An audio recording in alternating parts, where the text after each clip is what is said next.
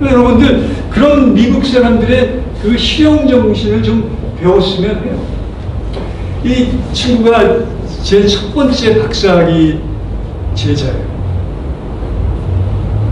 타이완에서 왔는데 이 친구가 금요일 오후에 실험실에서 연구를 하고 있는데 그때가 홈커밍 데이라고 해서 저희 졸업생들이 학교를 방문하는 때였는데 큰 회사의 부사장이 저희 과 출신이었는데 실험실을 가서 자기 하던 데를 가서 보니까 이 친구만 일을 하고 있더라는 거예요. 그래서 야, 너 언제 졸업하냐? 우리 회사 와라. 그래가지고 그냥 뭐 직장 고민 없이 취직이 그냥 된 거예요. 그래서 갔더니 보니까 자기는 커튼 뒤에서 그냥 열심히 일해주는 거고 앞에서 쇼를 하는 사람들은 다 백인이더라는 거예요. 그래서 야, 이거 내가 박사학위까지 했는데 이거 안 되겠다 그래가지고 PNG라고 그래가지고 한국 학생들이 가장 일하기를 원하는 외국 회사 일이라고 그러더라고요. 여기에 들어갔어요. 근데 이 친구가 그 박사학위 논문을 쓰는데 그 미생물 관련되는 연구를 했었거든요. 근데 저도 잘 모르고 그래가지고 제가 야, 너 그 타이완 학생 중에 좀 미생물학과 이런 데 가서 좀 그 배워가지고 기술 배워가지고 와서 실험해라 그랬더니 이 친구가 가서 그 타이완 여학생을 만나가지고 이제 그 실험 도움을 받았는데 결국 같은 경우는 그 결혼했어요, 둘이. 그러니까 이 친구는 3년 동안 제가 연구비 따다가 준 걸로 박사학위 받고 그 연구 과제 가지고 하다가 제가 야, 너 가서 좀 도움 좀 받아 그래가지고 또 했더니 자기 짝까지 찾았어요. 근데 이 친구가 작년에 갔더니 그 퇴직을 했대요. 그래서 야, 너 아직 60세도 안 됐잖아. 그랬더니 그 아버님이 편찮으셔가지고 그 돌봐줄 사람이 없어서 자기가 이제 가서 돌봐드리려고 그래서 이제 그 퇴직 신청을 했대요. 그런데 3개월 정도를 같이 일을 해야지 이제 그 사람하고 인수인계가 되나 봐요. 근데 3개월 되는 게 일주일 전에 아버님이 돌아가셨더라고요. 근데 일단 이제 그 퇴직이 됐으니까 그래가지고 이제 뭐를 할까 그러고 있는데 이제 저하고 얘기를 하다가 야, 너 책을 써봐라 그러면 그랬더니 책을 쓴 게 뭐냐면 국제 기업 중에 그 장수할 수 있는 장수 비결에 대해서 책을 쓴 거예요. 왜냐하면 이 P&G라는 회사는요 거의 200년 가까이 된 미국에서 가장 오래된 회사 중에 하나인 거예요. 이 친구가 거기서 하면서 이제 그 터득한 거를 책으로 쓴 거예요. 그러니까 이 둘이 다 박사학위 있고 둘이 다 P&G에서 일을 하는데 둘 다 매니저가 된 거예요. 근데 돈을 얼마나 받았는지요? 아들하고 딸이 있는데 아들은 버클리 대학에서 졸업하고 딸은 뉴욕에 있는 무슨 아트 이런 데가 거의 10만 불 된다고 그러요. 1년에 돈 드는 게요. 근데 거기서 사진 전공을 한다고. 근데 작년에는 허름한 차를 가지고 나왔었는데 요번에 보니까 BMW를 샀어요. 이야, 그래서 저 기분 좋다 그랬죠. 저는 맨날 현대차나 기아차 타고 있는데 지혜자는 BMW를 딱 타고 나오는 거예요. 근데 제자가 잘 되니까 기분은 정말로 좋더라고요. 그래서 그런 게 인생인 것 같아요. 여러분들, 그러니까 고생을 하다가도 보면 나중에 조바심을 가지면 안 돼요. 왜냐하면 여러분들이 70살까지 잘 나가다가 갑자기 망하는 수도 있는 거예요. 그렇게 되면 어떻게 돼요? 그럼 그 삶은 불행한 거예요. 그러니까 자기가 죽을 때까지 정말로 열심히 일을 하고 어떤 보람된 일을 해가지고 죽을 때, 아, 나 정말 열심히 잘 살았다. 이렇게 죽는 게 사실은 제일 행복한 삶이 되는 거예요. 그거는 돈이라는 거는 이병철 씨나 정경 씨도 돈을 가져올 수가 없잖아요. 누가 그러더라고요. 두 분이 딱 그 천당에서 만났는데 그 정경 씨가 딱 이병철 씨를 보더니 당신 얼마나 가져왔어? 무슨 돈을 가져와? 아, 나도 못 가져왔는데 당신은 좀 가져올 줄 알았는데 그 얘기예요. 그러니까 죽으면 돈 못 가져간다는 거죠. 그죠? 근데 그 제자가 하는 얘기가 이 입사 시험이 굉장히 공정하고요. 재밌대요. 그러니까 양력서하고 이제 추천서를 제출을 하면 인사과에서 추려가지고요. 거의 뭐 100만 명이 지원을 한대요. 이 회사에. 그럼 거기서 추려가지고 그 중에 추린 사람들을 가지고 적성검사를 하는데 이 적성검사가요. 여러 개의 문항을 빠른 시간에 하기 때문에 내가 좌파인데 우파같이 아니면 반자본주의인데 자본주의같이 속일 수가 없대요. 네? 그러니까 이 회사는 뭐냐면 반자본주의나 어떤 그 회사에 해를 끼칠 그런 생각을 가진 사람들을 찾아내는 그 기술을요 200년 동안 터득을 한 거예요. 네? 그래가지고 얘기가 뭐냐면 요 단계에서는요 사장이고 뭐고 이 단계를 너무 뺄 수가 없다는 거예요. 다 컴퓨터에 들어가 있고 이거는 그냥 공정하게 하기 때문에 그러니까 그만큼 공정해요.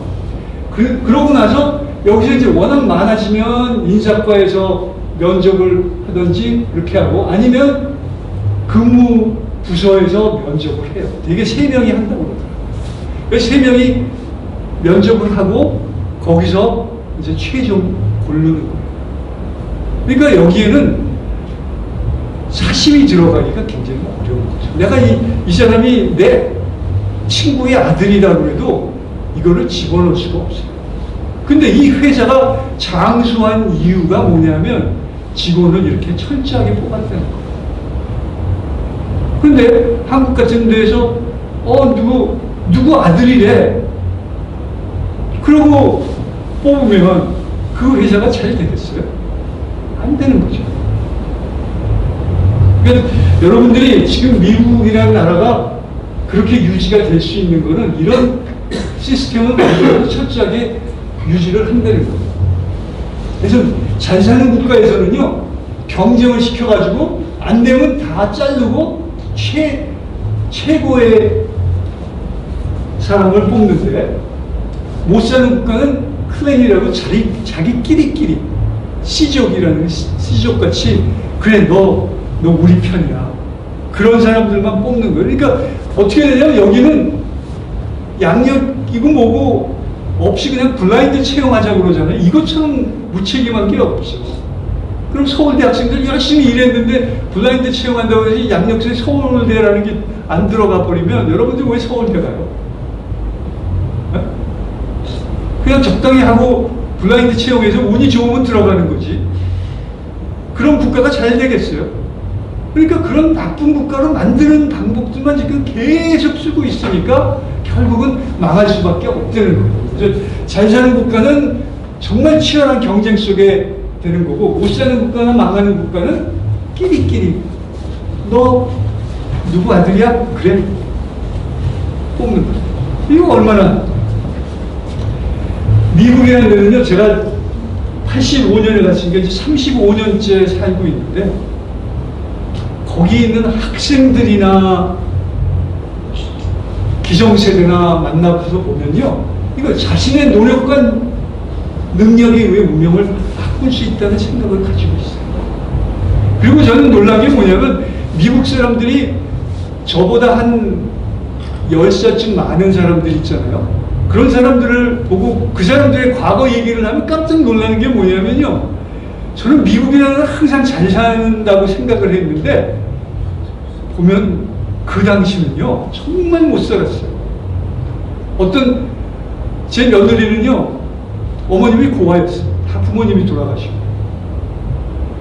그리고 보면 형제들이 이렇게 있는데 지금 85인 분인데 건설사 차장 하시다가 이제 그만두신 분인데 그분을 제가 이제 가끔 모셔가지고 여기저기 다니고 그래요. 근데 그분이 하는 얘기가 형제가 8명이 있는데 자기는 어떻게 그냥 나이가 제일 많아가지고 꾸역꾸역 해서 자기는 대학을 간대요. 그리고 그분이 1958년에 한국에 와서 이 댐 공사를 할 수 있는 가능성을 보기 위해서 1년 동안 여기 체류를 했대요. 근데 그 밑에 동생들은요, 대학을 못 갔대요. 그런데도 어떻게 해서 그 회사 운영하는 사람도 있고, 어떤 분은 목사님 되고 있고. 그러니까 참 이렇게 보면 미국이라는 나라도 절대 잘 살았다는 건 아니에요. 그러니까 그런 상황에서도 정말 이런 신념을 가지고 살다 보니까 미국이 잘 자고 지금 초강대국이 된 거지, 이게 하루아침에 그냥 뭐 이렇게 된 건 아니라는 겁니다. 그 다음에 구글 지도를 보면요, 재밌는 게 백인하고 아시아하고 블랙이 있는데 아시아인들의 퍼센티지가요 계속 올라가고 있어요. 그러니까 거의 한 3%에서 40% 가까이 돼요. 그리고 또 하나의 통계는요, 이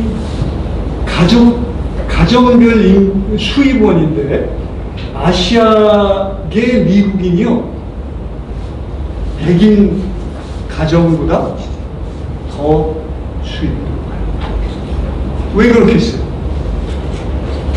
치열하게 사는 거죠. 치열하게. 백인들은요 뭐 돈 생기고 그러면 여행 가고 뭐 그렇잖아요. 네? 근데 백인들은 자식들을 위해서 그냥 돈을 계속 아껴서 쓰는 거예요. 그러니까 제가 한국 교수분을 알고 있었는데 그분이 퇴직하고서 얼마 안 있다 돌아가셨어요.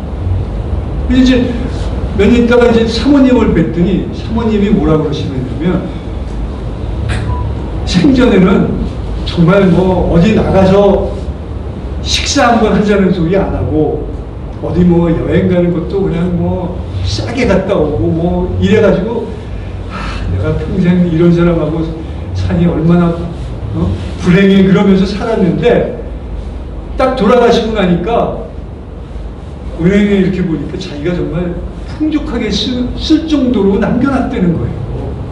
네? 그러면서 참 안 됐다고 그러더라고요.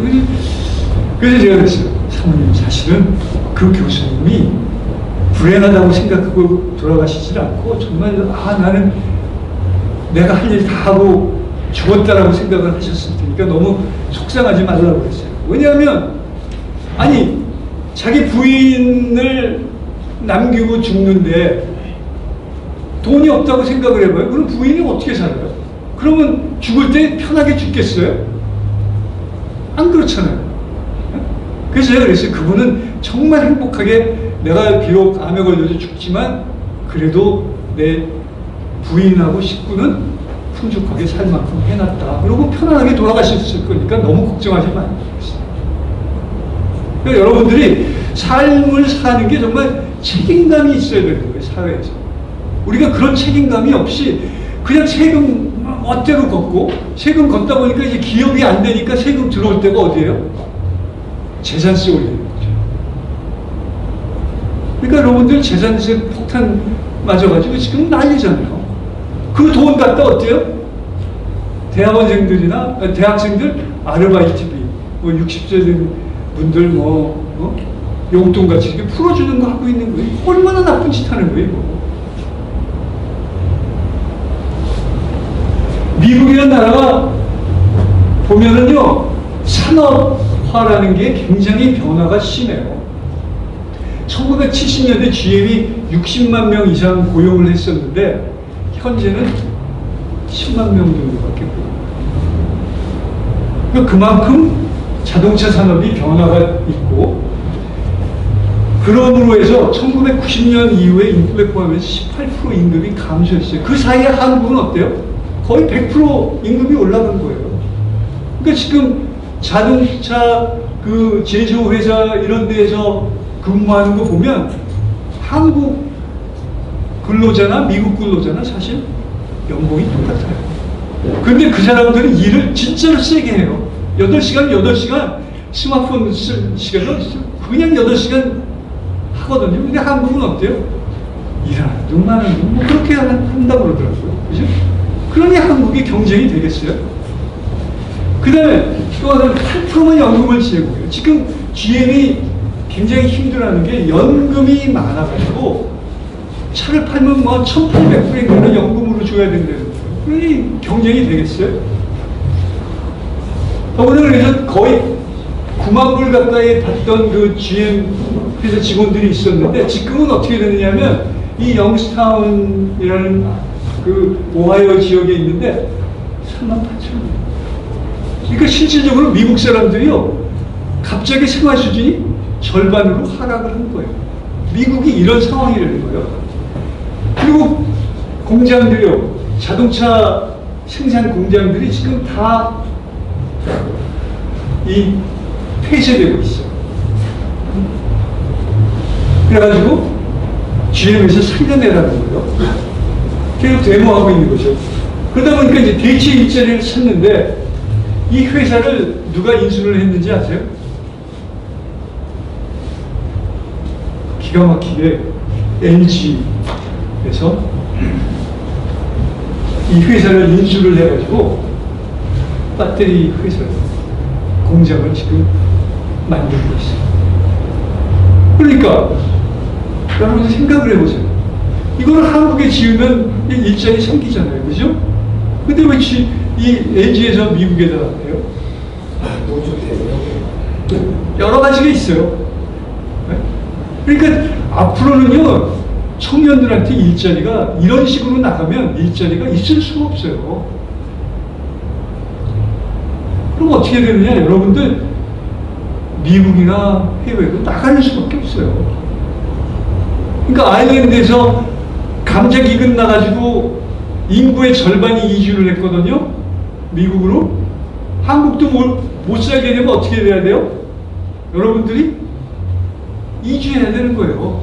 그리고 아이리시처럼 정말 치열하게 경쟁을 해가지고 살아남아가지고요. 미국의 인구의 10%가 되면 되는 거예요. 네? 그러니까 꼭 한국에 살 필요 없어요. 이제는. 그래서 이런 배터리 공장 하는 거죠. 근데 시간당 얼마냐면 15불에 17불에 하는 거예요. 평균 임금인가요? 네? 평균 임금인가요? 시간당 평균 임금이 15에 10. 예, 평균 임금이죠. 네. 그러니까 그 공장에서 일하는 사람들 평균이 그렇고요. 근데 이 현대나 기아차가 정말 대단한 게요. 설계를 보면 엄청나게 잘하고 이 모양도 참 이쁜 것 같아요. 그래가지고 2020년 올해죠. 그 올해의 SUV가 된 거예요. 기아차가. 저도 지금 기아의 그 소렌토가 타고 있거든요.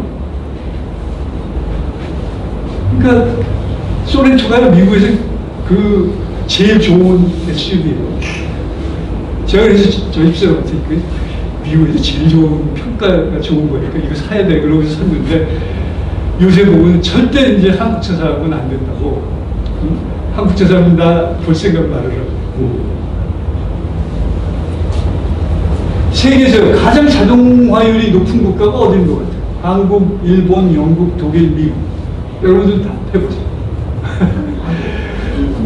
정말 어머니는요 너무너무 현명하신 것 같아요. 일본이에요. 일본. 왜 그런지 아세요? 왜 그런지 아세요? 노조가 이게 힘이 너무 세니까 자동화를 시킬 수밖에 없는 거예요. 그러면 일자리는 어떻게 돼요? 점점 줄어드는 거죠. 그러니까 누구 때문에 일자리가 없어지냐? 노동조합 때문에 그런 거예요. 그러니까 노동조합이 이성적으로 하면 되는데 아니 임금을 계속 이렇게 올리는 경우가 어디 있어요? 제가요 지금 32년 동안 재직한 중에 연봉이요 삭감된 경우가 4번인가 있었어요. 그리고 어떤 때는요 2주 동안 학교를 못 나오게 해요.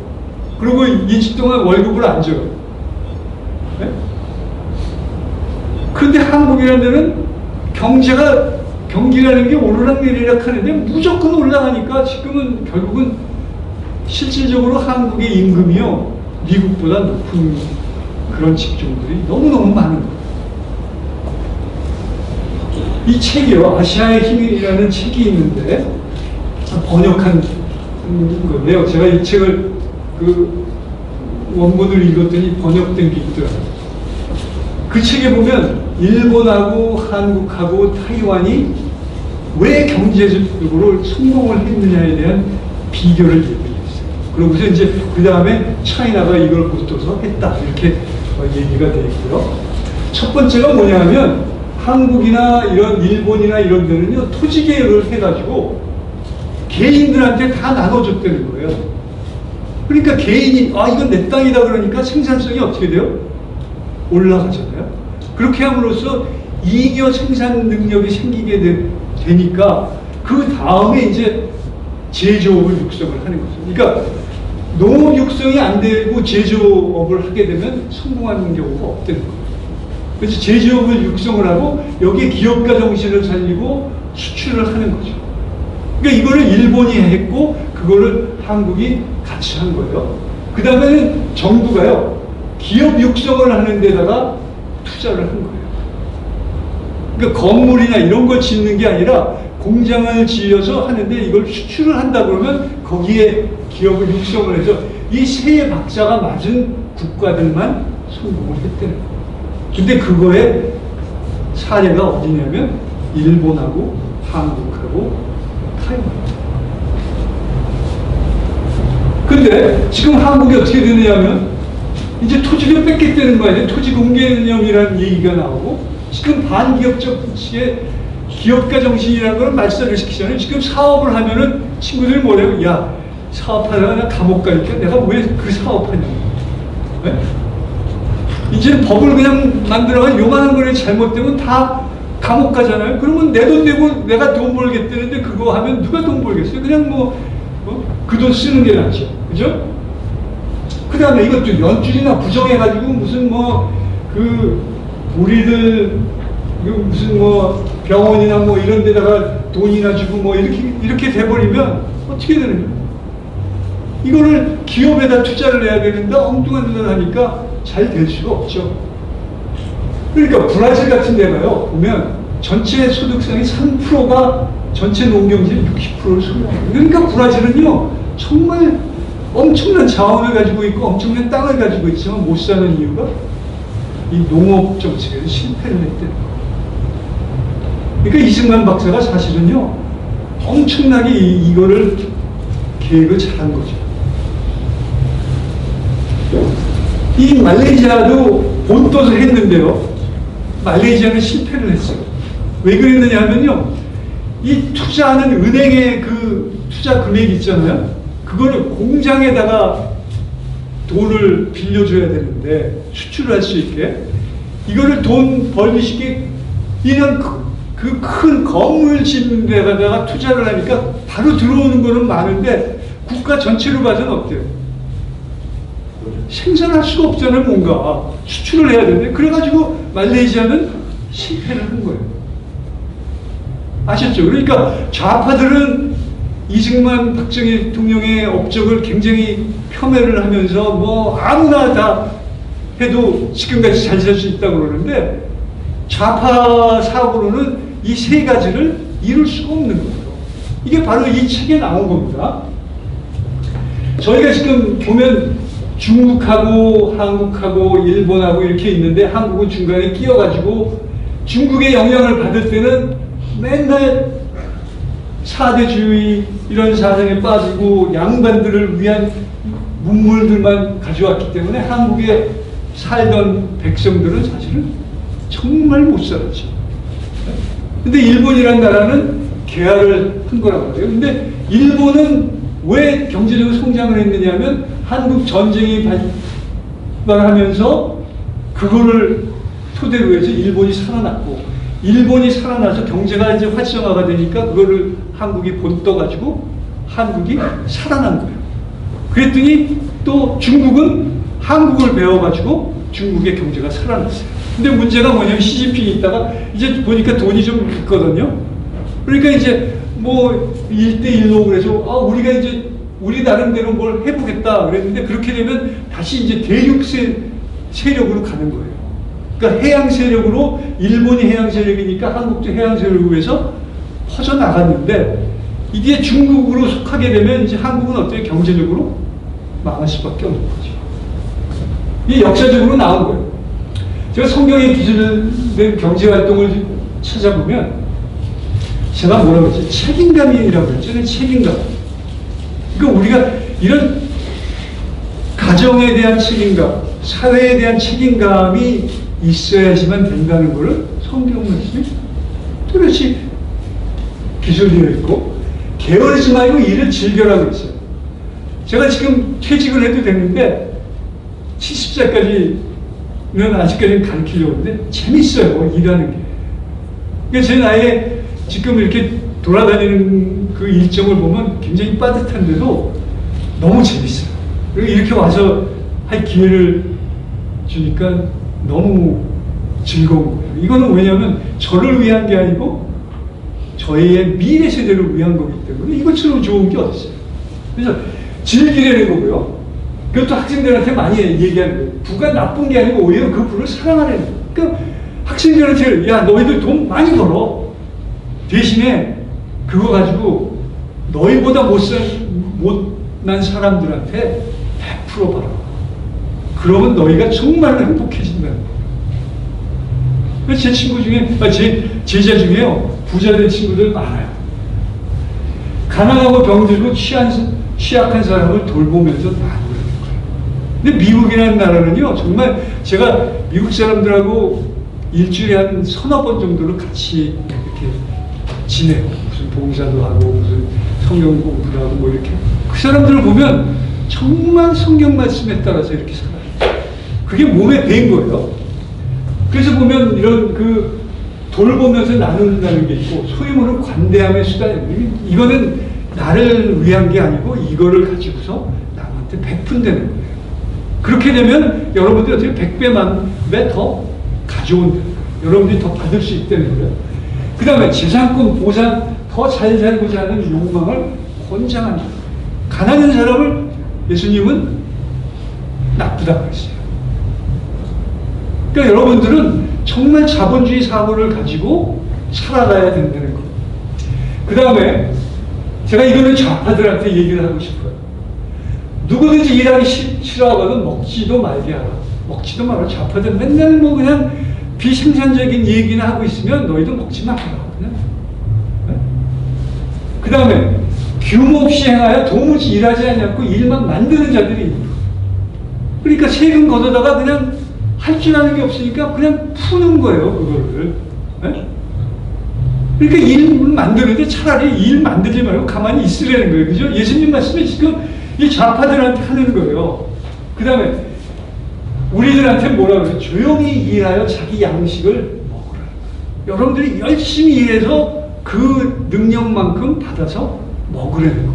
그리고 형제들은 너희는 지치지 말고 선을 행하는 거예요. 베풀으라는 거예요. 그러니까 저는 그런 것 같아요. 이 굉장히 빠듯할 때 뭔가를 이렇게 남을 위해서 베풀면요 정말 10배로 돌아오는 거예요. 저는 그걸 느껴요. 그러니까 여러분들도 사실은 이 말씀을 계속 새기면서 하고 우리가 중고등학생들한테 이 말씀을 전해줘야 돼요. 그렇게 되면 미국같이 정말 우리의 삶은 우리가 개척해서 살 수 있다라는 그런 의지가 있으면 부모가요 집 안 물려줘도 잘 살 수 있어요. 근데 이런 정신력을 가르쳐주지 않으면 할 수가 없는 거예요. 그리고 꿈을 가지는 거예요. 꿈을 그리고 구체화하라고 그랬는데 이 박정희 대통령이 고속도로 건설하기 전에 스케치를 한 거예요. 그러니까 이거를 머릿속에서 그리는 거예요. 아, 나는 이런 거를 이 땅에 만들고 싶어. 그러니까 300억이라는 말도 안 되는 예산을 가지고 고속도로를 건설한다는 생각을 한 거예요. 그 돈으로 하는데 도저히 건설이 안 되거든요. 어떻게 그 돈으로 건설했는지 알아요? 고속도로를 보면 이게 두께가 있거든요. 정해진 두께가 있는데 그거를 사실은 줄였어요. 그러니까 오래가지는 않죠. 그러니까 계속 완공하면서 계속 보수를 했는데 안 하는 것보다는 하여튼 한 거래요. 그러니까 그 결정력이라는 게 정말 절묘한 거예요. 그러니까 좌파들이 생각할 때는 아무것도 아닌 것 같지만, 콜럼버스의 달걀처럼 아무것도 아닌 것 같지만, 그런 생각을 한다는 거는 정말 그거는 천재가 아니면 할 수가 없는 거예요. 그리고 그거는 천재라기보다 의지인 거예요. 내가 이 땅에 이런 도로를 짓고 이렇게 해서 공장을 세워서 이 나라를 잘 살게 하겠다라는 그런 의지가 있기 때문에 그런 생각이 나오는 거지. 그렇지 않으면 그게 나오겠어요. 그래서 여러분들, 제가 책을 하나 고백했는데 이 책은요, 그 신경외과 교수가 쓴 책인데, 작년 5월에 제가 그 베이징에 일이 있어서 갔다가 일찍 깨가지고 3시서부터 이 책을 마지막 편을 읽고 마지막 장 딱 읽고서 눈물을 쫙 흘렸어요.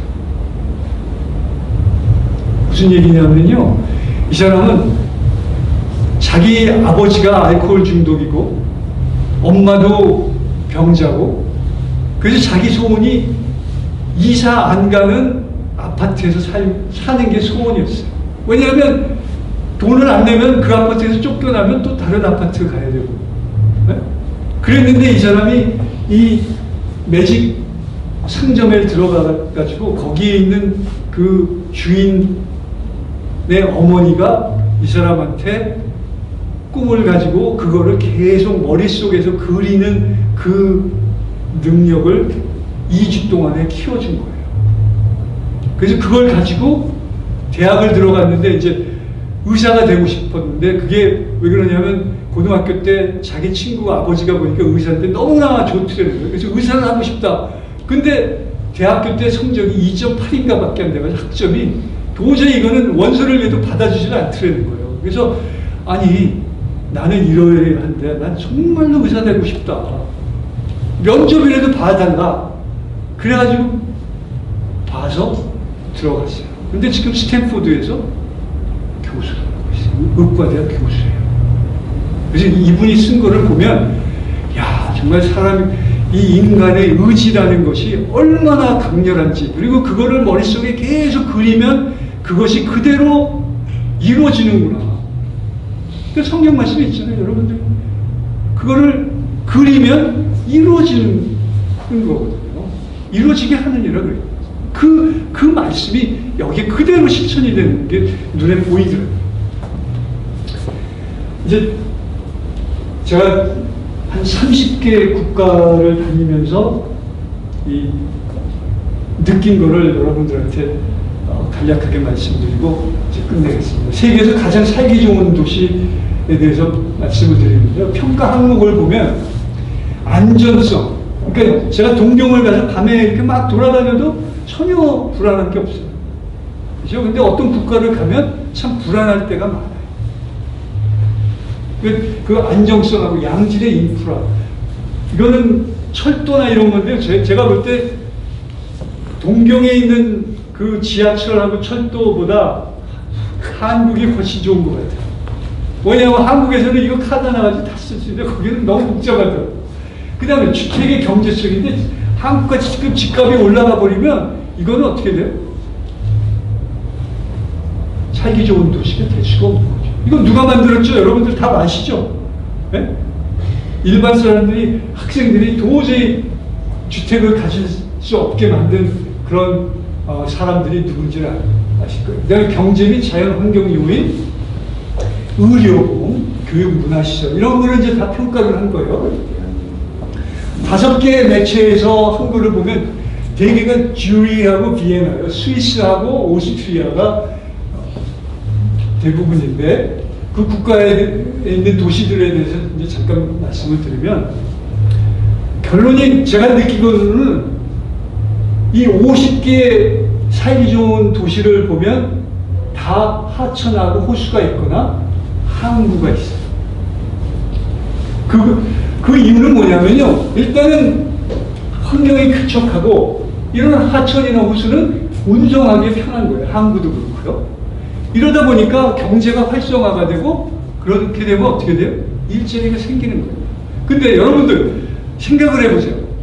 환경이 너무너무 아름다워요. 근데 일자리가 없으면 어때요? 그게 천당이에요? 너무 아름다운데 즐길 수가 없는 거예요. 먹고 살 수가 없으니까. 그거는 지옥인 거죠. 정말 그거는 지옥보다 더한 거죠. 눈에는 아름다운 게 보이는데 자기가 그걸 할 수가 없는 거예요. 그런 데가 어딘지 알아요? 하와이가 요새 물가가 너무 많이 오르고 거기에 있는 그 플랜테이션이나 농장이나 이런 게 지금 다 빠져나가 버려가지고 인건비 비싸죠. 집값 비싸죠. 그러니까 본토에서 이렇게 하와이로 날씨 좋아서 갔다가 지금 다 빠져나오고 있어요. 그리고 거기 있는 사람들은요, 주 40시간이 아니라 60시간, 70시간을 일해야 겨우겨우 먹고 사는 거예요. 그 다음에 명물 볼거리라고 그래가지고, 이게 세느강이죠. 바지선 있고, 이게 그러니까 그 운하죠, 운하. 세느강은 운하예요. 거기에 있는 이 에펠탑이 있기 때문에 수많은 사람들이 파리를 하고 이 콘크리트로 쳐져 있는 이런 데를 굉장히 낭만적인 강이라고 생각을 하고 다니는 거예요. 근데 이 모파상이라는 사람은 이 그 에펠탑을 아주 싫어해가지고요. 에펠탑이 안 보이는 데가 어디냐면 이 3층에 있는 그 식당이었어요. 그래서 모파상이 맨날 이 3층에 올라가서 거기서 이제 글 쓰고 그러면서 있었는데 사실은 그 전경이나 좋으니까 즐긴 거죠. 근데 이 사람이 한 얘기가 뭐냐면 삶이 늘 아름답지는 않지만 그래도 살만한 가치가 있다. 그러니까 무슨 얘기냐면 아무리 힘들어도 목숨을 내놓으면 안 된다. 돼지가 돼도 어때요? 살아있는 돼지가 좋은 거지 죽어 있으면 안 된다. 그러니까 정말 이 여인의 일생에 나오는 얘기를 들어보면 정말 그 비참한 그런 게 있지만 그래도 그 과정에서도 뭔가 즐거움을 찾을 수가 있다는 거예요. 그 다음에 이제 환경 지적 가능성에서 독일에 있는 미넨 같은 경우는요, 조그마한 낙차가 있으면 다 수역 발전을 해요. 그리고 이쪽에는 이제 비엔나 세계에서 가장 살기 좋은 도시에 있는 그 수역 발전소고요. 쥬리 같은 경우는 섬이 이 호수가 있는데 여름에 가서 보면 정말로 아름다운데 이제 겨울 되면 뭐 바람 불고 그래서 조금 힘들죠. 근데 스위스 사람들이 행복도가 제일 높은 이유가 제가 우스갯소리로 초콜릿 그 많이 먹는 1인당 먹는 걸 보면 스위스가 제일 많거든요. 그러니까 초콜릿 많이 먹으면 뭐 이 엔돌핀인가 뭐 이런 게 많이 나와가지고 즐겁다는 거 아니에요. 그래서 그 스위스 초콜릿이 유명하고요. 비엔나는 그 겨울에 가서 보면 그냥 이래요. 뭐 평범한 것 같고 이게 제일 번화한 도시인데 그렇고요. 이게 지금 이제 새로 만든 강을요, 이 사람들은 하나를 더 만들었어요. 강이 있는데 그 옆에 또 강을 만들어 가지고요. 강 2개를 쓰고 있어요. 이쪽은 이제 새로 만든 강인데 여기는 거의 평상시는 놀이터가 되고 그 홍수가 나면 여기를 이제 터가지고 물을 흐르게 해서 빨리 물이 빠져나가게. 이 다뉴브 강을 보면요, 굉장히 지금 그 습지잖아요. 이런 습지가 있는데 여기에 이제 도시가 들어서면서 홍수가 나기 시작했고 그거를 갖다가 이 변천에서 보면 홍수가 나니까 이제 직선화를 시킨 거죠. 그럼 습지가 이제 점점 없어지기 시작해가지고요. 75년에 이렇게 되고 1938년에는 습지가 거의 없어졌죠. 그러니까 거의 한 80% 정도의 습지가 사라졌어요. 근데 또 홍수가 나니까 여기서부터 강을요, 이 옆으로 강을 하나를 더 만들어가지고 이렇게 해서 물을 빨리 빠져나가게 만든 거예요. 그러니까 4대강 사업이라는 게 결국은 이 개념하고 똑같은 얘기인 거예요. 쓰레기 소각장을 이렇게 예술적으로 만들어 놓고요. 그러니까 한국도 사실은 인프라나 이런 거는 거의 선진국하고 마찬가지로 돼 있어요. 하남에 있는 쓰레기 소각장도 이래요. 그래서 제가 미국 학생들한테 이 폐기물 관리 과목 가르칠 때 제가 이 소각장을, 한국에 있는 이 소각장을 얘기해 줘요. 지하에 있거든요, 이게 특히. 근데 비엔나 같은 경우는 이제 이 운하로 쓰기 때문에 그 배들도 많이 다니고 그러는데요. 비엔나에서 45km 떨어진 데에 원자력 발전소가 있어요. 건설을 했어요. 근데 1970년대에는 반원전 운동을 많이 해가지고 이 원자력 발전소를 완공을 하고도 못 썼어요. 반대가 심해가지고. 그래서 결국 뭘 했느냐면 그거를 태양광 발전을 했는데 전기 생산량이 300분의 1밖에 안 돼요. 3만 분의 1밖에 안 돼서 결국은 석탄 화력 발전소를 짓고 또 비엔나 근교에다가 천연 가스 발전소를 짓고. 그러니까 지금 한국이 어떠냐면 지금 가스 발전소를 엄청나게 짓고 있잖아요. 그렇게 되면 미세먼지에서 특히 그 질산화 물질 때문에 이 미세먼지에서 여러분들 그 점점 이제 심해질 수밖에 없는 거예요. 그게 누구 때문이겠어요? 여러분 투표 잘해야 돼요. 그리고 보면 강문이 그 단효강에는요 댐하고 보가 700개가 있는데 거의 20km마다 이런 보들이 있어요. 그렇게 되고 이게 그 수력발전 댐인데 여기에서 생산되는 걸 가지고요 약 28만 가구의 비엔나에 있는 가구에 이제 전기를 공급을 하고 있어요. 그러니까 평가하는 사람, 평가단에서 볼 때 야 이거는 재생 에너지이기 때문에 평가가 올라갈 수밖에 없죠. 그래서 비엔나는 항상 1등을 할 수밖에 없는 게 이 가운데 있는 게 섬이거든요. 이거는 준설을 해가지고요. 준설을 해서 그 준설토를 쌓아가지고 성을 만들고 양쪽에서 그래서 또 하나 강을 만드는 거죠. 그러니까 자전거 탈 수 있고 놀이터 많고 그 다음에요. 또 하나는 이제 일자리인데 한국 같은 경우에는 제가 이거 에너지원을 보면요. 수력 발전이 30%, 그 다음에 풍력, 뭐 천연가스가 있는데 요 빈 게 뭐냐면 수입하는 거예요. 그러니까 한국 같은 경우에는요. 이 원자력을 끊어버리면 어디서 다른 데서 사올 수가 없어요. 중국에서 사온다고 해서 중국도 지금 모자라는 판인데 중국에서 그걸 해주겠어요. 그리고 북한에서 딱 끊어버리면 끝나는 거지. 그리고 카본 발생률이 226인데 한국 같은 경우에는 지금 석탄이 42%거든요. 원자력이 23인데 원자력을 없애면 결국은 석탄하고 LNG를 할 수밖에 없으니까 미세먼지가 엄청나게 많이 나올 수밖에 없고요. 재생에너지가 0%예요. 제가 어느 한 시점을 보면요. 그 다음에 그 오스트리아보다 어떻게 돼요? 2배 이상을 그 이산화탄소를 배출을 하는 거죠.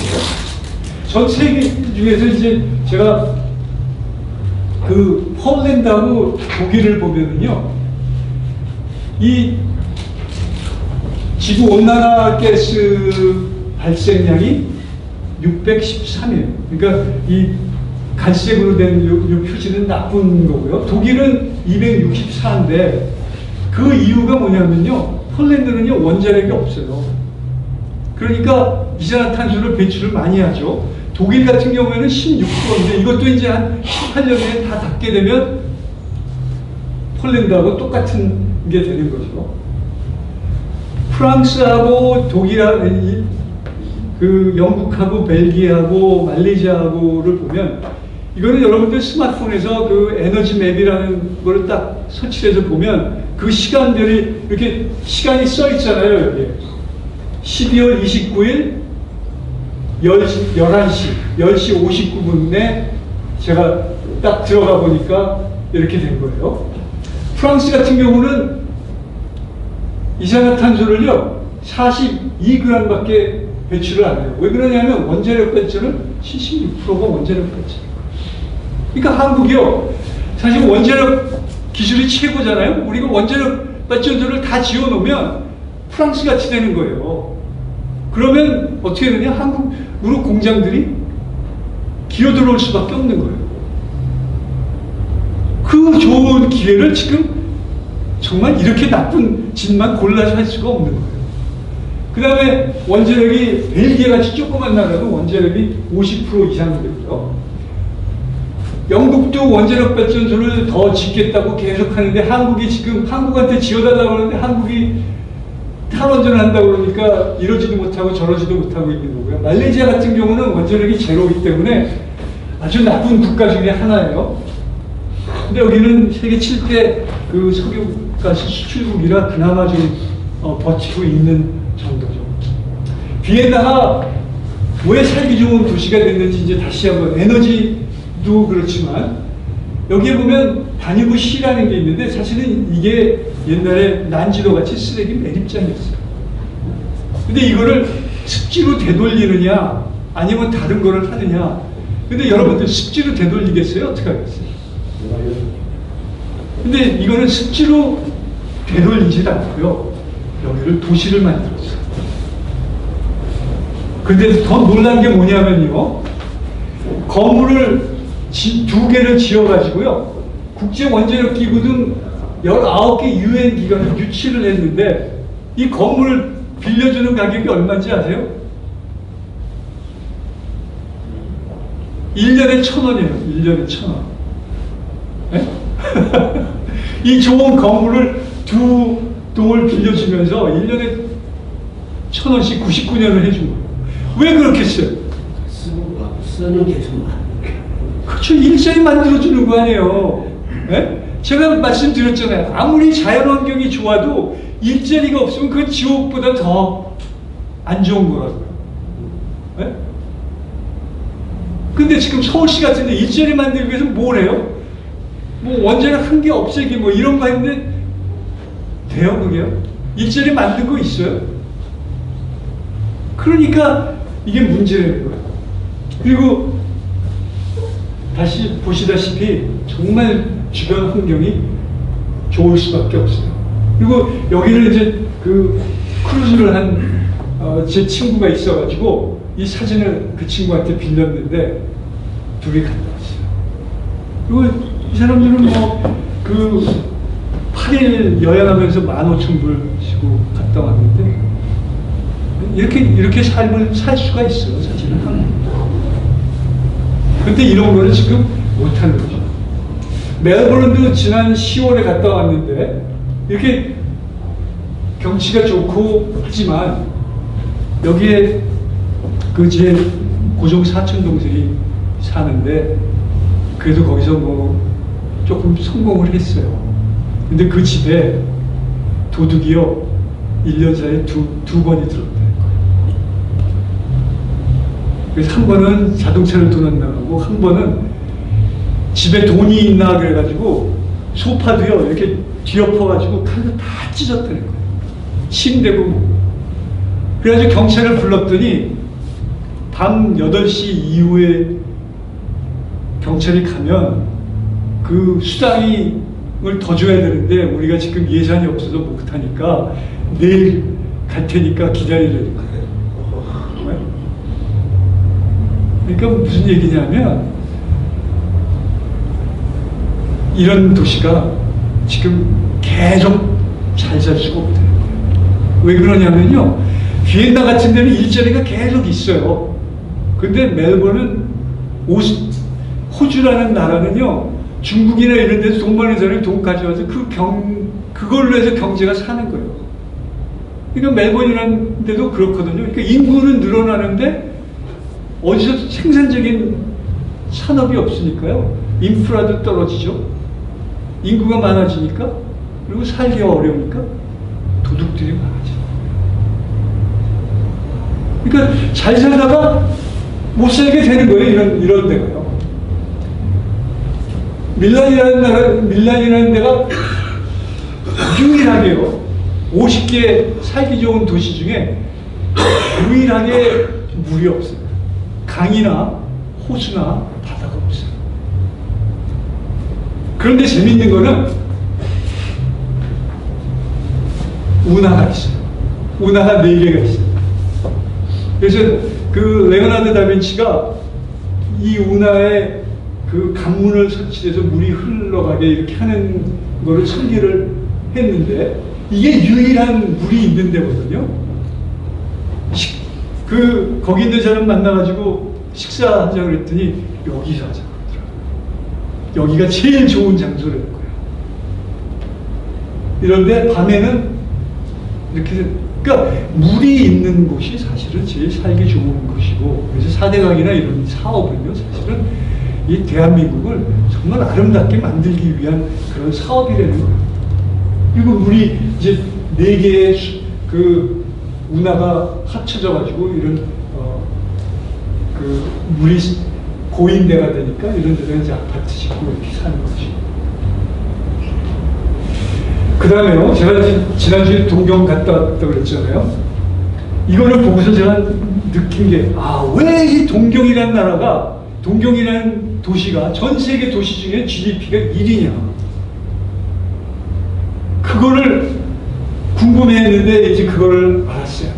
제가 그래서 보면요, 이 만이라는 게요, 이게 기가 막힌 거예요. 여기서 쓰나미가 오고 뭘 해도요, 여기에서 보호가 되니까. 네? 그러니까 정말 그 천연의 항구인데, 교토라는 데에서 1869년에 동경으로 옮겼잖아요, 수도를. 그러니까 그때부터 1868년서부터 메이지 시대가 열리면서 그게 뭐죠? 개항을 한 거죠. 네? 그건 뭐냐면 해양 세력이 들어온 거잖아요. 결국 일본이 첫 번째로 해양 세력이 되기 위해서 한 것이 뭐냐면 수도를 동경으로 옮긴 거예요. 그래서 제가 이제 이 동경이에요. 제가 여기에 숙소를 잡고서요, 여기서부터 토요일 하루 종일 여기를 걸어 다녔어요. 그러면서 이제 사진을 찍었는데 제가 느낀 건 뭐냐면, 아직도 건설을 하고 있는 거예요. 아직도. 그건 무슨 얘기예요? 경제가 활성화가 돼 있다는 거죠.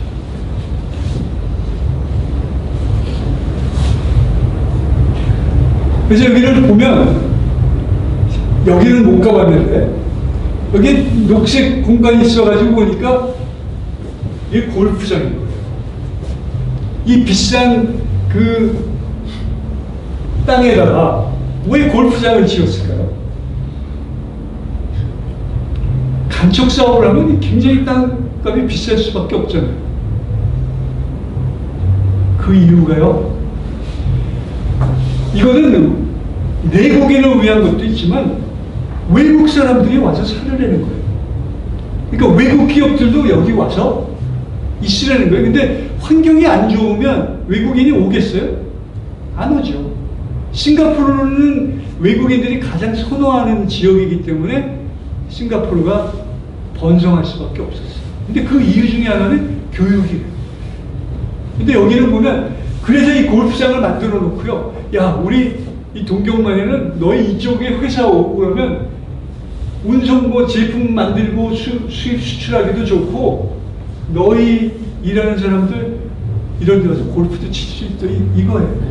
그리고 또 보니까 부산 같은 데를 보면 동경만에 비해서는 여기는 그렇게 좋지가 않아요. 그런데 부산이 그래도 세계 5위 할 때까지 있었어요. 지금도 세계 그 컨테이너로는 5위거든요. 근데 이거를 저는 그런 생각이 들었어요. 이 부산 가서 보면 교통이 안 좋거든요. 그래서 저 산 같은 거 좀 완전히 까고 이 낙동강을 이용을 해가지고 여기에다가 항을 만들어 놨으면 그러면 부산도 엄청난 항구가 됐을 거다. 그 다음에 서울도 마찬가지인 거예요. 유럽에서 가장 큰 로테르담 그 도시 같은 데도 항구인데 서울같이 안으로 20km 들어와 있거든요. 그러니까 이런 거를 우리가 배워서 해야지 무슨 환경보호니 뭐니 이런 거 하고 있으면 못 살 수밖에 없어요. 그래서 제가 머문 호텔 있는 곳인데 이런 게 있고, 이거는 뭐냐면 쓰나미나 뭐가 오게 되면 내륙으로 물이 넘치는 거를 방지하기 위해서 이런 거를 만들어 놓은 거고요. 이게 지금 신축 아파트예요. 신축 아파트예요. 아직 입주도 안 하는. 그러니까 이런 식으로 해놓고 바로 그 옆에 골프장이랑 이런 거 만들어 놓은 거예요. 그리고 외국인들이 와서 자전거 타고 이렇게 돌아다니고, 이 뒤에는 수산시장이더라고요, 보니까. 그리고 바지점도 다니고, 이게 모든 것이, 그러니까 일본인들이 개항을 하면서요, 이 내륙까지 다 수로를 파가지고 그걸 운하를 만들어 놓은 거예요. 그리고 한국에도 운하를 만들어 놓은 게 일본인들이 운하 만들었었잖아요. 근데 요새는 한국에는 이제 운하가 하나도 없죠. 이거는 이제 전철을 타고 가면서 사이사이에 건물 그 가운데를 보면 다 저렇게 하역 시설이 있고 이런 게 다 공장들이 있는 거죠. 네? 그러니까 왜 동경이 세계 1위의 GDP를 달성하는 도시인지 그 이유가 여기에 보이더라고요. 근데 과연 좌파들이 시장이 되고 대통령이 돼서 이러한 식으로 국가를 바꿨느냐? 냉정하게 생각을 해요. 그러면 우리 청년들의 미래는 어떻게 되겠어요?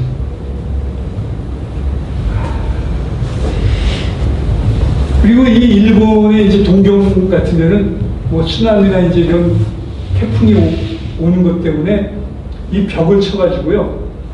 이 물이 넘치면 여기는 이제 다 뭐 물에 잠기는 거죠. 그러니까 이런 식으로 자연하고 싸워가면서 정말 치열하게 싸워가면서 개인의 재산을 보호하고 또 한쪽에서는 경제 활성화를 지켜서 국민들한테 일자리를 만들어내는 게 일본인인 거예요. 생각을 해보세요. 도시 하나에서 GDP를 그렇게 많이 만들어낼 수 있다는 거죠. 그리고 밤이나 새벽에 보면, 제가 이제 새벽에 찍은 사진인데 아름다워요. 빨리 이제 하겠습니다. 미국의 가장 부자 마을을 보면요, 섬이에요. 여기는 자동차 가지고 갈 수가 없어요. 보트가 있는 사람만 가요.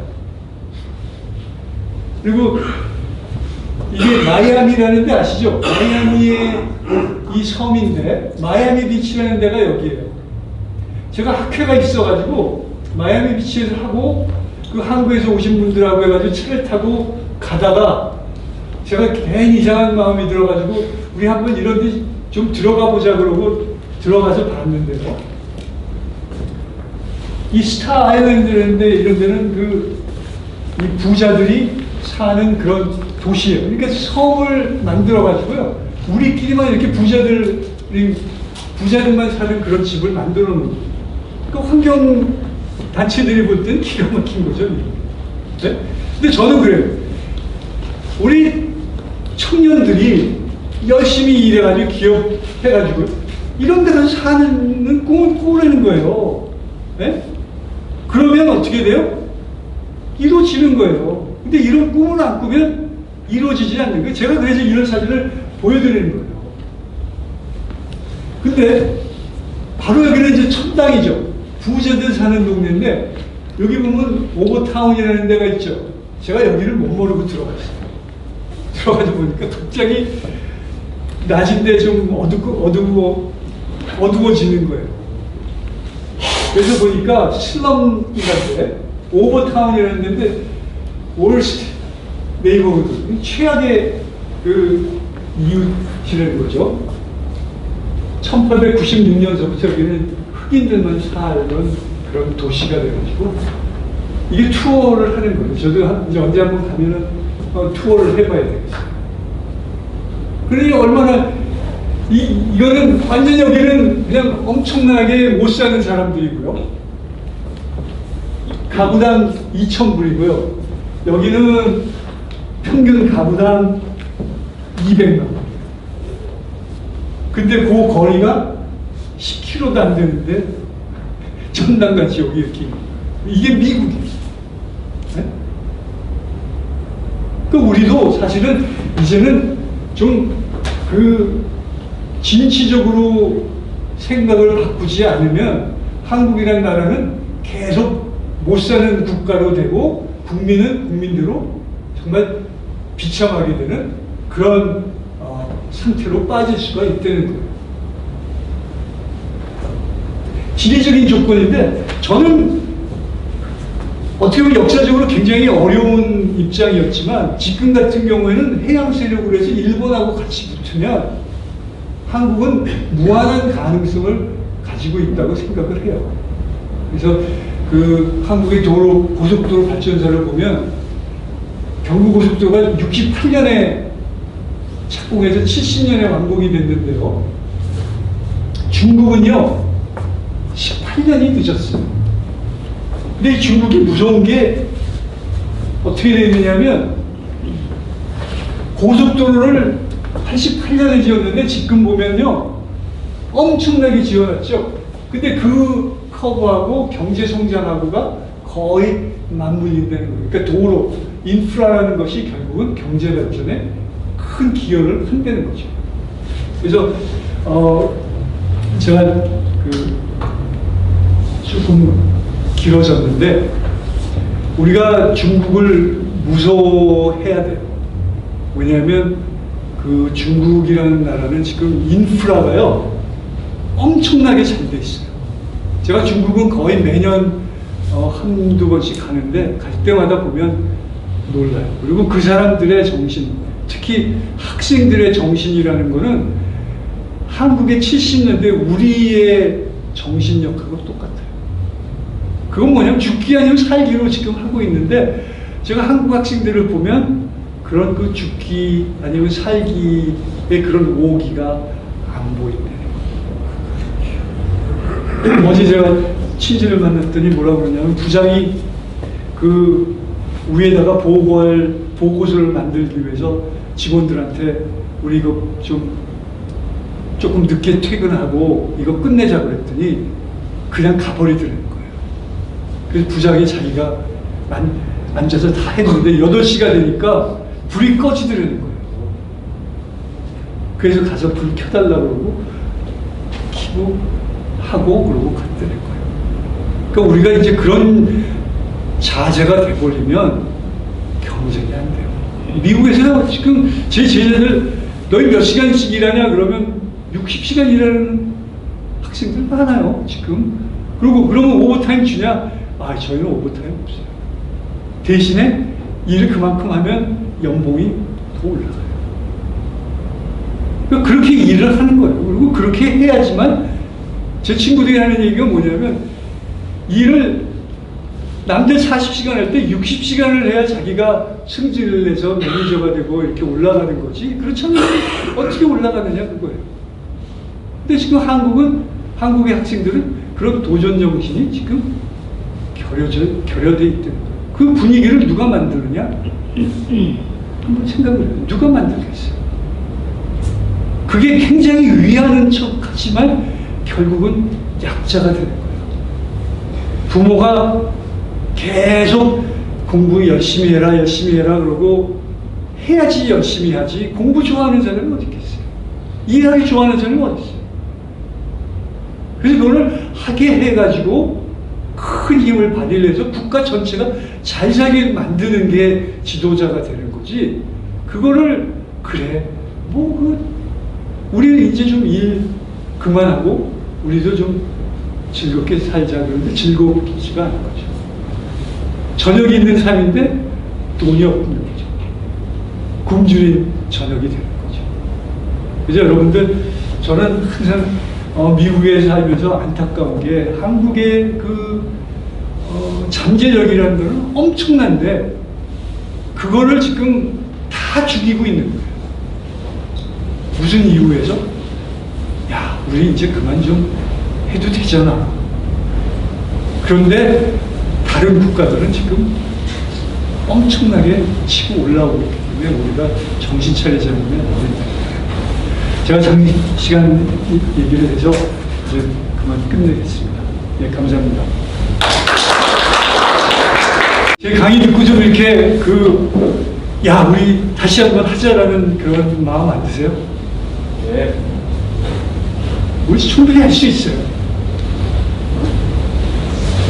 근데 이런 희망을 버리면 그러면 한국은 정말 걷잡을 수 없이 나락으로 떨어져가지고 다시 못 사는 국가가 되고, 못 사는 국가가 되면 결국 삼성, 현대, LG 이런 데가 한국에 있을 필요가 없어요.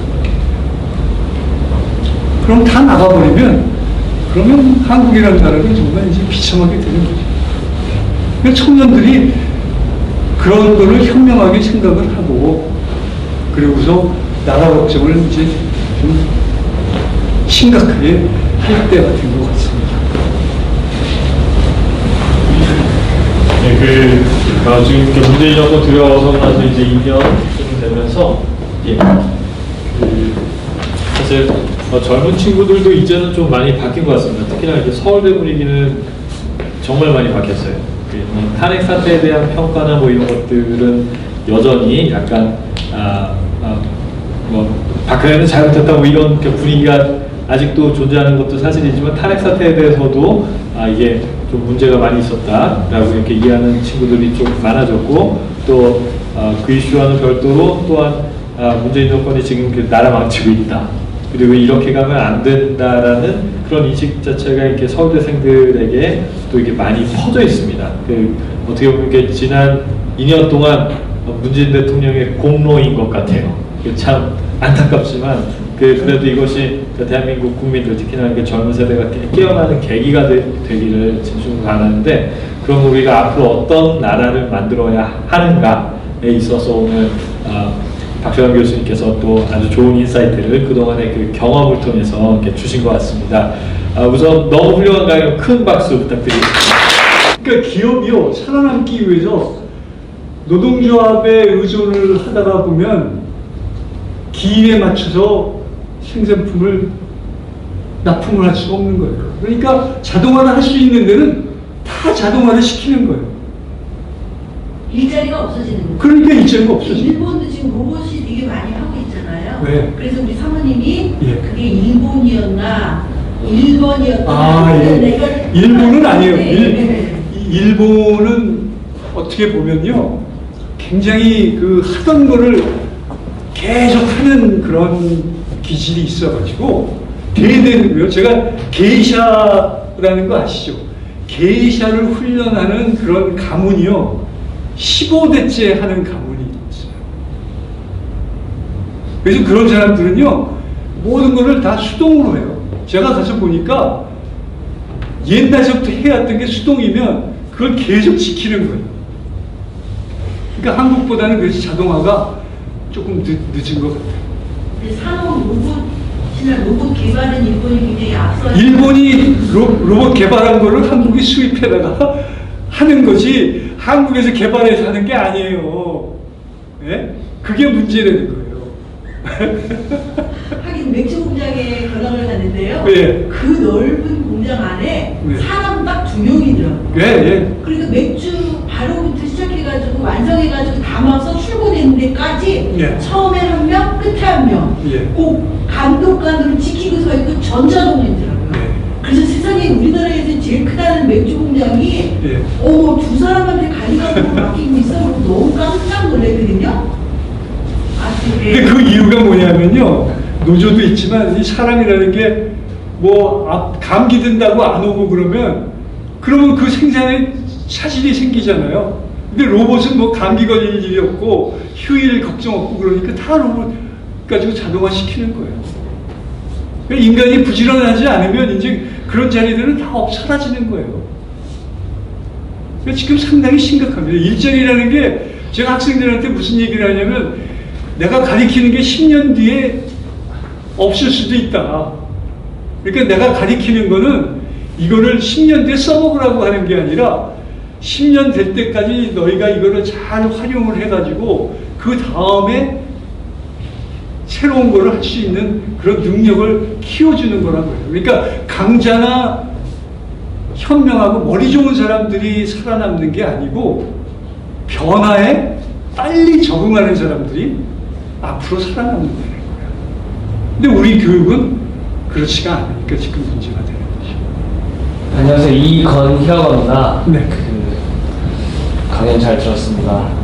워낙 많은 부분을 말씀해 주셔가지고 다 말씀드리고 싶지만 아무래도 전공이 이 도시공학, 환경공학 뭐 이런 분야 하시니까 거기에 관련된 질문을 드리자면 이제 일본 동경에 대해서 이제 좀 예를 좀 드신 경우가 있으니까 일본 경우에는 이제 질문을 드리고 싶은 게 요즘에 한국에서 이슈화가 되고 있는 게 용적률을 풀어야 된다. 네. 랜드마크 하이 무슨 고층 빌딩 올릴 수 있도록 지어야 된다. 라는 게 요즘에 민주당에서도 제기가 되고 있고 그런데 그래서 일본 동경 같은 경우는 현재 용적률 2000%까지 되는 그런 건물들이 나오고 있어요. 그런 차원에서 대한민국의 그 서울 중심지의 용적률 상향에 대한 그런 거에 대해서는 어떤 입장을 갖고 계신지 궁금합니다. 저는요, 그거는 남이 돈 모는 게 배가 아파서 막는다고 생각을 해요. 그러니까 재개발을 하면 지금 집값이 막 올라가고 있잖아요. 아파트 값이. 근데 그거는 오래된 집이고 그러니까 들어가기 싫으니까 안 들어가니까 좋은 데만 찾다 보니까 그런 데만 올라가는 거잖아요. 그럼 그런 데를 풀어서 짓게 새로 부시고 새로 짓게 하면 되는데 그렇게 되면 이 사람들이 돈을 버니까 이게 배가 아파가지고 못하게 하니까 지금 허가를 안 내주는 거거든요. 근데 지금 한국같이 사실은 동경보다도 서울이 인구 밀도가 훨씬 높아요. 그러니까 당연히 고층 빌딩을 짓는 게 좋고 한국의 그나마 그래도 이 교통이나 이런 지하철이나 이런 것들이 아직까지는 괜찮은 것 같아요. 그래서 고밀도화를 해야지 돼요. 그리고 수도권 개발을 해야지만 그러니까 한국의 서울이 동경이나 뉴욕하고 경쟁을 해서 이길 수가 있는 거지. 계속 그냥 용적률이나 이런 옛날 거 가지고서 이렇게 따져가지고 개발을 안 하고 놔두면 서울은 계속 GDP가 떨어지고 일본은 2035년이 되면 뉴욕이 1위가 되고 동경이 2위가 된다고 그래가지고 그래서 동경에서 지금 부지런히 짓고 있는 거예요. 네? 그러니까 경쟁에서 이겨야 되는 거니까 당연히 해야죠. 그러니까 무슨 시장 그분이 해놓은 업적이 뭐냐 잘 생각해 보시면 그게 결국은 잃어버린 12년이 되는 거죠.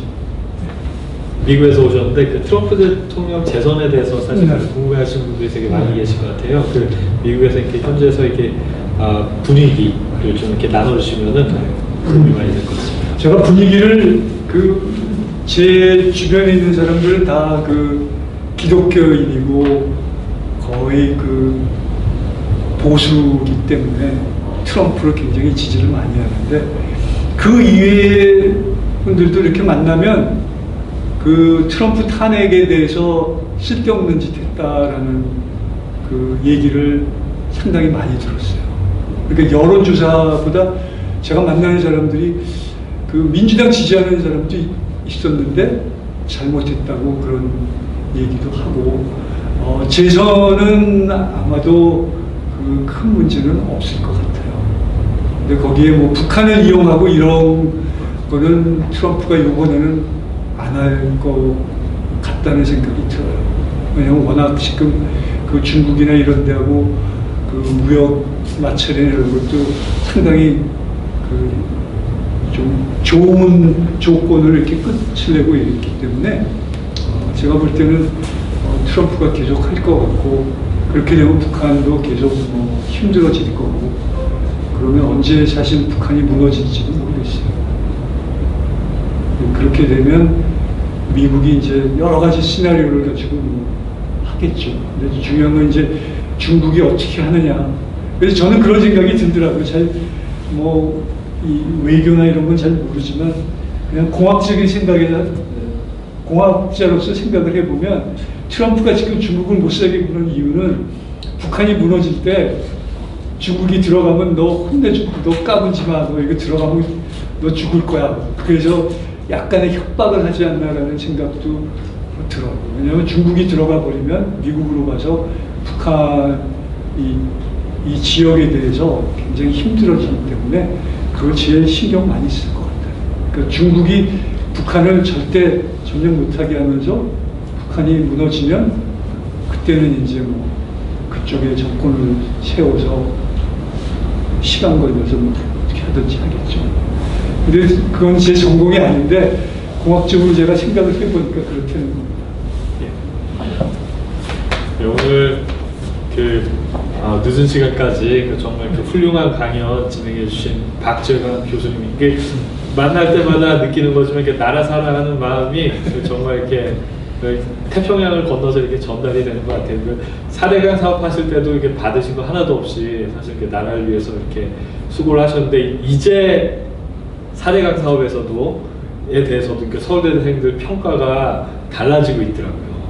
이게 뭐 그때는 뭐 22조 써가지고 뭐 이게 뭐 다 뒷돈 뭐 챙긴 거 아니냐 뭐 이런 얘기가 옛날에는 많이 났는데, 지금은 뭐 그 일자리 창출한다고 뭐 50조 쓰고 뭐 그 결과도 별로 없고 뭐 이런 일들이 뭐 비일비재하다 보니까 4대강 사업 정말 잘했다 이런 견해들이 학생들 사이에서 나오는 것 같습니다. 그동안 이게 마음고생도 참 많으셨을 텐데 거기에 대해서 이렇게 우리나라 국민들이, 특히나 청년들이 그 수고하신 것들을 이렇게 또 제대로 이렇게 평가를 받으실 날이 이제 또 조만간 또 오지 않을까 싶은데요. 오늘 훌륭한 강연 진행해 주시고 또 그 나라 위해서 이제 정말 사랑하는 마음으로 이렇게 열심히 수고해 주신 박재관 교수님 큰 박수 부탁드립니다.